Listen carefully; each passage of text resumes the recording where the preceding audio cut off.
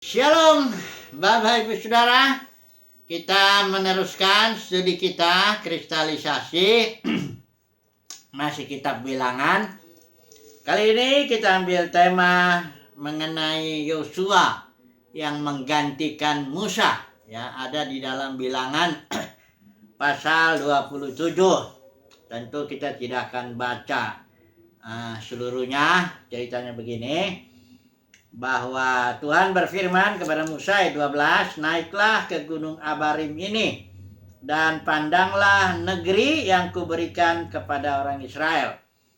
Sesudah engkau memandangnya, maka engkau pun juga akan dikumpulkan kepada kaum leluhurmu sama seperti Harun abangmu dahulu.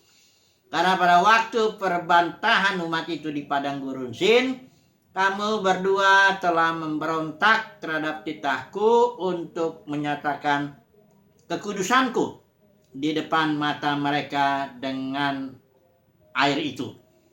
Itulah mata air Meribah dekat Kadesi di padang gurun Sin. Nah, jadi ceritanya seperti kita sudah pernah singgung, bahwa di padang gurun ini, di Meribah ini dekat Kadesi, ya, itu Musa, orang Israel ya, biasa itu bersungut-sungut karena tidak ada air. Dan ketika itu Musa marah begitu ya. Dan tapi Tuhan tidak, ya. Nah, itu ketika itu Tuhan bilang, ya sudah, kalau gitu pukul aja itu batu dengan tongkatmu dan akan keluar air, mujizat. Akhirnya Musa menjalankan itu, tetapi sikapnya dia marah. Di situ dikatakan, hai pemberontak, apakah kami harus mengeluarkan air dari batu ini sebagainya. Kalau di bagian lain Alkitab mengatakan Musa hatinya menjadi pahit, ya, pada waktu itu. Dan dia mukul dengan tongkat itu 2 kali keluar air. Tapi disitulah Musa gagal merepresentatifkan Tuhan. Dia kan sebagai representatif, sebagai wakil Tuhan, katakanlah begini. Jadi perasaan Tuhan harus sama dengan perasaan dia, agar Israel jangan salah mengerti. Tapi pada waktu itu Israel jadi salah mengerti. Israel pikir Tuhan marah. Karena Musa marah pada waktu itu. Itu artinya Musa tidak menguduskan Tuhan, ya. Menguduskan itu artinya memisahkan, ya. Separate itu terpisah, ya. Tuhan itu harus dipisahkan. Ini Musa enggak. Jadi disatukan, seolah-olah jadi Musa marah, ya Tuhan marah juga. Nah, harusnya Musa mengatakan, lah, ya Tuhan tidak marah sebenarnya, tapi saya marah gitu, kan gitu. Jadi sehingga ada keterpisahan, ada pengudusan, dikuduskanlah Tuhan itu, ya. Akibatnya Musa kena disiplin dengan Harun juga. Harun di sini udah mati, ya. Dan Musa, Tuhan bilang, engkau nggak bisa masuk, ya, ke tanah perjanjian. Kemudian ini kita lihat ada Yosua, seorang yang dikatakan taat, ya, kepada Musa. Yosua itu di Keluaran pasal 17 ayat 10, waktu dia disuruh perang sama Amalek, dia kerjakan apa yang Musa suruhkan. Bahkan dikatakan Yosua itu abdinya, pembantu lah kasarnya, atau hambanya lah, ya. Jadi, dan Yosua ini juga dalam Keluaran 33 ayat 11 dibilang dia tidak keluar dari kemah pertemuan, ya. Musa keluar masuk, dia kadang-kadang di perkemahan, karena kemah pertemuan kan di luar perkemahan itu. Tapi Yosua, abdinya atau hambanya itu, dia tetap di situ. Jadi Yosua ini memang kelihatan sudah disiapkan, ya, sudah disiapkan dia. Walaupun pada waktu itu belum ketahuan, ya, baru di pasal ini kelihatan, ya.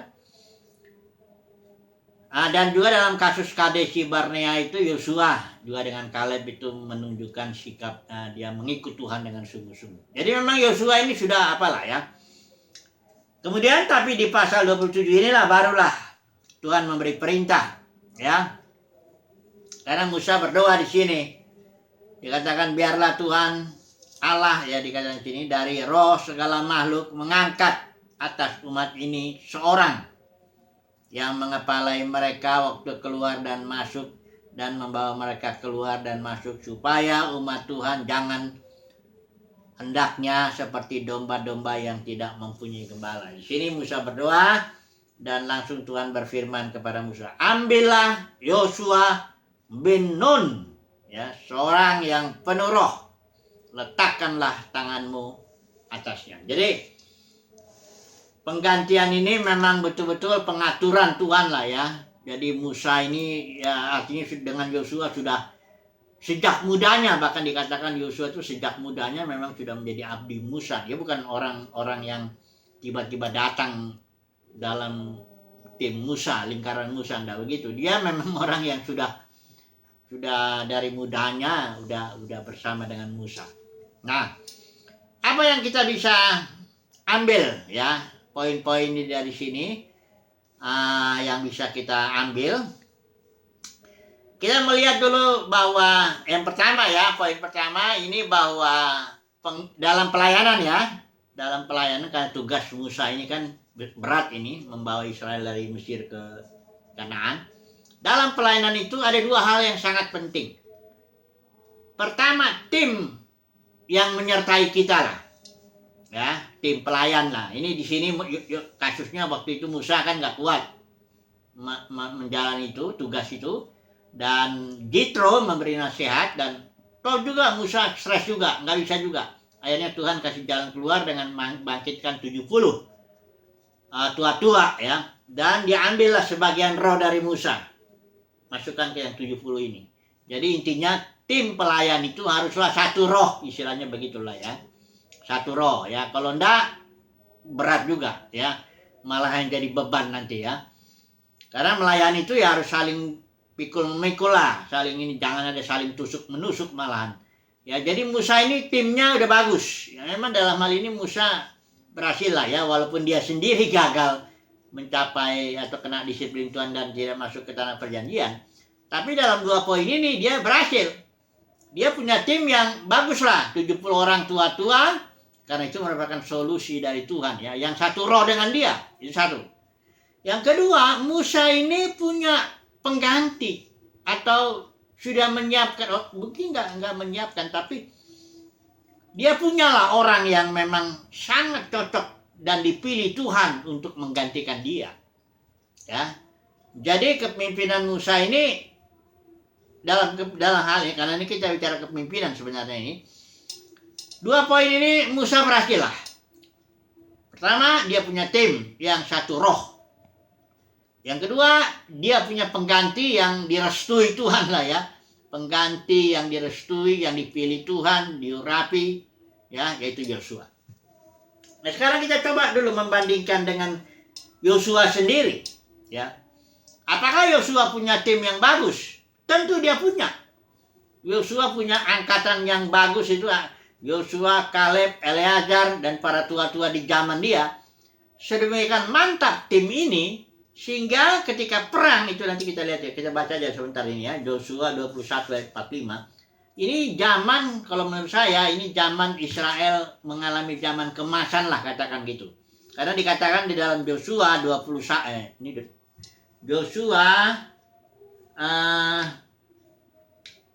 Yosua pasal 21 ini sebenarnya di sini. Oh, saya belum catat rupanya. Yosua pasal bukan 21, 21 ya. Yosua 21 ayat 45 saya baca ini. Dari segala yang baik yang dijanjikan Tuhan kepada kaum Israel, tidak ada yang tidak dipenuhi. Semuanya terpenuhi. Artinya, di zaman Yosua inilah ya, Yosua, Kaleb, Eleazar, ya, ada lagi para tua-tua di sana. Ya, di zaman itu ketika peperangan dia terus merebut tanah Kanaan, kesimpulannya begini. Dari segala yang baik yang dijanjikan Tuhan kepada kaum Israel, tidak ada yang tidak dipenuhi, semuanya terpenuhi. Di zaman itulah puncak, kalau menurut saya puncak kejayaan Israel. Karena setelah dia perang hantam-hantam ini, maka negeri itu aman, ya, dan segala yang dijanjikan itu digenapi. Tapi kemudian di zaman sesudahnya, nah ini dia, saya baca di zaman Hakim-Hakim ya. Hakim-Hakim pasal 2 ini ya. Dikatakan di sini bangsa itu pasal Hakim-Hakim 2 ayat 7. Dan bangsa itu beribadah kepada Tuhan sepanjang zaman Yosua. Tentu ada Kaleb, Eleazar di sini ya. Dan sepanjang zaman para tua-tua yang hidup lebih lama daripada Yosua.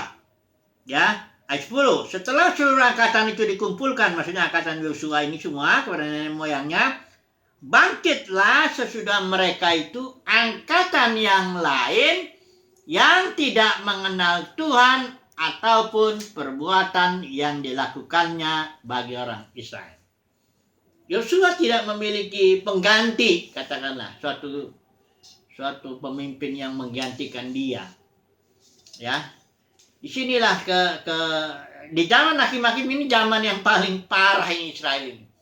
Jatuh dalam penyembahan berhala. Nanti kalau udah Tuhan kirimkan, di akhirnya dia ditekan oleh suku-suku lain yang masih belum takluk di zaman Yosua itu dia menekan Israel ya. Nanti Tuhan kirimkan hakim, entah Gideon, entah Barak, entah Simpson, semuanya itu Israel dibebaskan, nanti jatuh lagi. Jadi kayak pengalaman Israel kayak yoyo tuh naik turun ya di zaman Hakim-Hakim ini. Ini zaman yang paling parah ini ya. Karena di sini juga malaikat Tuhan ini, karena itu negor ya pasal 2 itu, bahwa katakan ditegur, mengapa kamu berbuat demikian. Kemudian dia difirmankan ayat 3 ini, aku tidak akan menghalau orang-orang itu dari depanmu, tetapi mereka akan menjadi musuhmu dan segala Allah mereka akan menjadi jerat bagimu. Di sini Israel ditegur itu, nangislah dia.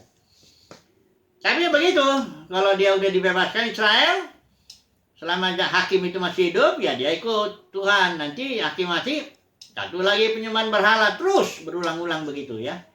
Ini zaman Hakim-Hakim, zaman yang paling jelek lah katakan dari Israel ini ya. Nah, mari kita mengambil dulu kesimpulan sementara lah sebelum kita nanti menerapkannya kepada konteks perjanjian baru. Ini kan kasusnya perjanjian lama. Kita lihatlah dulu, bandingkanlah dulu Musa dengan Yosua ini ya. Yosua memang berhasil lah dalam pengertian dia masuk ke tanah perjanjian ya, dia berhasil di zamannya lah ya. Dalam tim dia berhasil lah ya, kepemimpinannya pun berhasil. Tapi dalam satu hal dia boleh dibilang gagal, karena dia tidak menyiapkan penggantinya untuk meneruskan. Karena waktu dalam peperangan itu masih banyak daerah-daerah yang belum ditaklukkan, masih banyak. Karena Tuhan bilang jangan semuanya langsung dihantam dulu tuh yang 7 bangsa itu. Karena Israel harus berkembang biak dulu, disesuaikan gitu. Supaya kata Tuhan jangan binatang-binatang yang lebih banyak menguasai wilayah itu nanti. Jadi sebenarnya Yosua harusnya ya mempersiapkan dirinya. Walaupun dia juga bilang aku dan keluargaku beribadah kepada Tuhan, tapi nyatanya ya tidak ada anaknya atau apanya yang bisa meneruskan itu. Itu suatu kegagalan itu ya. Karena begini, mari kita sekarang masuklah dulu langsung ke konteks perjanjian baru. Kita lihatlah dulu contoh Yesus. Contoh Yesus lah ya. Yesus tentu punya tugas penebusan manusia ya. Kalau saya pikir tugasnya sekiranya mengarah kepada Tuhan tuh, dia itu mau menunjukkan kepada dunia dia mengasihi Bapa, dia mentaati Bapa. Kedua, kalau diarahkan kepada iblis, dia mau menghancurkan pekerjaan-pekerjaan iblis di dunia ini. Ya. Yang ketiga, kalau diarahkan kepada manusia, dia mau memberikan hayat, life. Ya. Aku datang supaya mereka mempunyai hidup. Ya. Tugas ini besar, belum lagi tugas tentu untuk ini semua adalah tugas penebusan itu, mati di kayu salib. Kita lihatlah kehidupan Yesus dulu itu. Kalau kita melihat 3,5 tahun kurang lebih pelayanannya, sebenarnya Yesus lebih banyak dia berinteraksi ya, berfellowship dengan murid-muridnya ketimbang dengan orang banyak. Walaupun memang dia dari kota ke kota pergi dia melayani ya, tapi ada saat-saatnya ya memang dia hidup bersama dengan murid-muridnya, makan, minum, tidur bersama ya, berbicara. Pokoknya dia siapkan orang-orang yang akan meneruskan perjuangannya. Dan dari orang-orang ini, timnya Yesus ini, ya sebenarnya nggak cuma yang 12 ini, ada juga perempuan-perempuan kaya yang mendukung dia, ada juga yang Maria Magdalena dan sebagainya, beberapa orang perempuan mengelilingi dia untuk mendukung ministrinya. Ya, tapi timnya ini ya kecuali Yudas ya, Yudas itu memang karena dia punya sudah dinubuatkan lah, dia punya peran khusus lah ya untuk mengkhianati Yesus ya. Tapi yang semuanya 11 ini hampir semuanya, bukan semuanya, yang 10 itu mati martir. Hanya Rasul Yohanes yang menurut tradisi dia mati karena tua. Ya. Jadi Yesus ini sekalipun dia tidak punya anak secara jasmani, dia memperpanjang umurnya ya. Kalau kita baca Yesaya 53 dulu ya, kita baca dulu Yesaya 53. Ini penting sekali karena di sini dilihat Yesus ya, Yesaya 53 ayat yang ke-10. Tetapi Tuhan berkehendak menemukan dia dengan kesakitan, ini nubuat tentang Yesus ya. Apabila ia menyerahkan dirinya sebagai korban penebus salah, ia akan melihat keturunannya. Kalau istilah Ibrani, zera ini seed, benih atau offspring, keturunan ya, dan umurnya akan lanjut. Artinya Yesus memperpanjang umurnya. Dia memperpanjang apanya ya, kelahiran. Kalau istilah Ibrani toledot itu yang udah kita bahas itu, Yesus itu menjalankan prinsip itu. Dia dalam melayani tidak hanya melayani orang banyak aja begitu, tapi dia menyiapkan murid-muridnya untuk nanti dia meneruskan. Inilah dia sebenarnya keturunannya itu. Melalui mereka inilah Yesus memperpanjang umurnya di bumi ini. Ya, seolah-olah begitu ya, kelahiran. Seolah-olah Yesus lahir terus gitu. Kalau istilah toledot itu kita sudah bahas tuh. Itu kelahiran, hukum kelahiran. Misalnya saya lahir memang sekali di dunia ini, saya punya pelayanan, tapi saya mempersiapkan anak-anak, terutama ya anak cucu lah nanti kalau memang ya saya yakin anak-anak ini punya cucu ya, beranak cucu lah gitu. Mereka akan meneruskan ini, seolah-olah saya lahir lagi, ya melalui anak-anak saya, melalui cucu saya, melalui keturunan berikutnya, saya lahir terus. Itulah dia saya menjalankan hukum toledot. Saya tidak mau pelayanan saya, walaupun dia banyak menjangkau orang misalnya, terus putus dia di situ, itu namanya saya tidak ngerti hukum toledot. Ya, prinsip Tuhan bekerja itu melalui toledot itu, hukum toledot, hukum kelahiran. Yesus menjalankan itu. Paulus juga memberi nasihat kepada Timotius. Percayakan pada orang-orang yang bisa dipercaya, yang cakap mengajar dan sebagainya. Paulus punya Timotius ya. Timotius juga nanti diminta memuridkan, istilahnya begitu ya, pemuridan ya. Mari kita ambil dulu kesimpulan lah dari cerita ini. Saya mau mengambil kesimpulan ini dari suatu renungan tadi pagi lah ya. Saya tadi pagi merenungkan. Ini ayatnya saya rasa bagus sekali ini. Memang Kejadian 15 ayat 16 di situ ada kalimat Tuhan janji kepada Abraham, keturunan yang keempat nanti akan kembali ke sini. Tapi sebelumnya diperbudak dulu dia. Terus dia bilang di situ Kejadian 15 ayat 16. Kenapa keturunannya keempat? Karena waktunya yang tepat kedurjanaan orang Amori itu belum genap. Jadi ditunggulah dulu kedurjanaan orang Amori, barulah keturunan Abraham nanti Israel itu masuk ke sana menghantam Amori. Amori itu Sihon, itu raja orang Amori juga Og ya, raja orang Amori itu dihantam oleh Israel sebelum Israel masuk ke tanah perjanjian, karena Israel harus berdiam itu di dataran Moab itu, dari seberang sungai Yordan sebelah timur itu dekat Jericho. Jadi padahal orang Amor itu sahabatnya Abraham, sahabatnya itu Mamre, sahabatnya itu ya, ada Aner, Eskol itu ya, itu sahabatnya Abraham, karena Abraham tinggal di antara mereka di pohon tarbantin di orang Amori itu. Jadi maksud saya begini, nah ini baru cerita ya. Baru yang di Mazmur 142, nih saya baca aja ya. Mazmur 142 ayat 8 nih. Sebentar, nanti saudara akan tahu apa yang saya maksud ini. Mazmur 142 ayat 8. Orang-orang benar akan mengelilingi aku apabila engkau berbuat baik kepadaku. Artinya begini. Tuhan tentu berbuat baik kepada kita, tapi dia tunggu waktunya sehingga nanti kita akan dikelilingi oleh tim yang adalah orang-orang benar, dalam arti tim yang sehati dengan kita lah.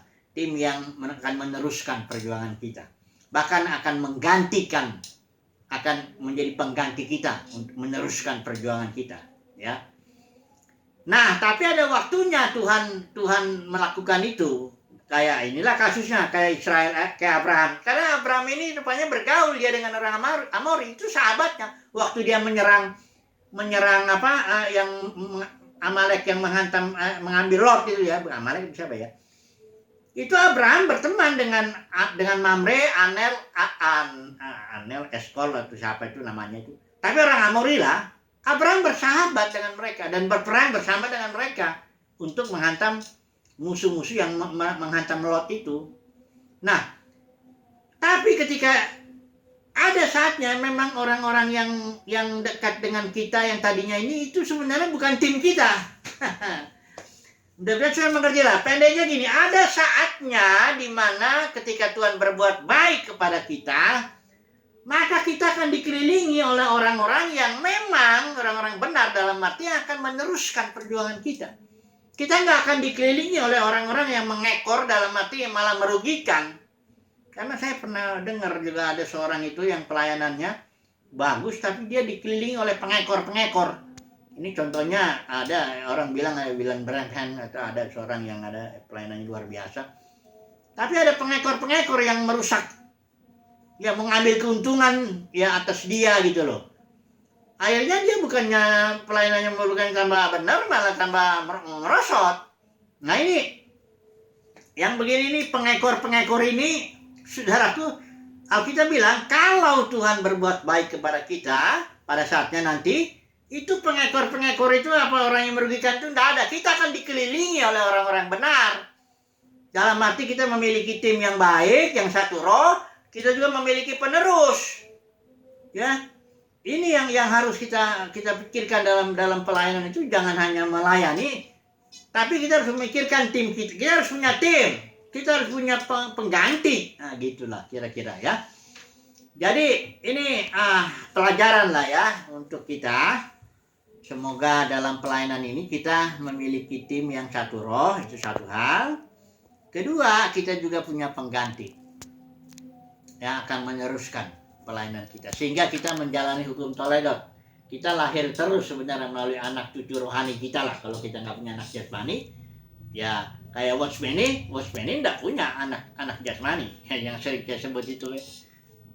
Tapi dia punya anak-anak rohani yang meneruskan perjuangannya itu ya, sehingga perjuangannya saya luar biasa lah ya. Witness Lee salah satu lah ininya, anak rohaninya lah katakan begitu, atau timnya lah yang meneruskan. Puji Tuhan, jadi pelajaran mengenai Yosua dan Musa ini menjadi satu pelajaran lah. Semoga kita dalam pelayanan, kita ikutilah hukum Toledot itu. Seperti Yesus, ikuti itu. Bahwa kita melayani orang banyak, tapi ingat, kita harus punya tim yang satu roh, kita juga harus punya pengganti. Haleluya, amin.